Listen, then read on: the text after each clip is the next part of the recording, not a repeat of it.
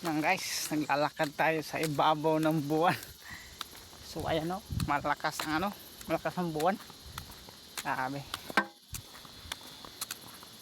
May dala tayo dito ngayong bara para sa pag plastering. Sarap ng init. Magbilad muna tayo guys, hindi puro na lang tayo nasa lilim. Magpaitim muna tayo kahit saglit.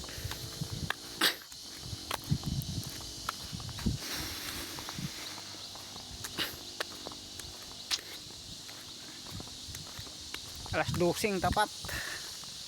Lakad lang tayo papunta sa ating trabaho.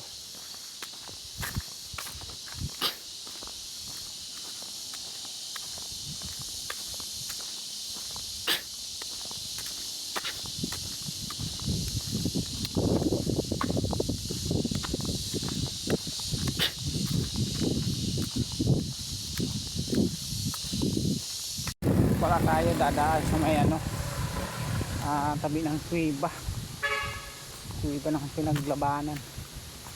Pakita ko sa inyo yung kuweba. Ito lang yung banda sa unahan. Ayan, malapit na tayo. Ito yung daan dito sa kabila, daan dyan yung lagusan, labasan ito pagpasok mo dun sa unahan. Kasi dun sa unahan yung yung pinaka portahan, pinaka main. So ito na yung labasan. Pakita ko sa inyo mga guys. Ito ayan guys, ayan.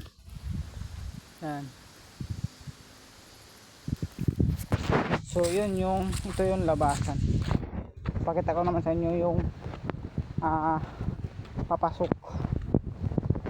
Dito naman yung papasok.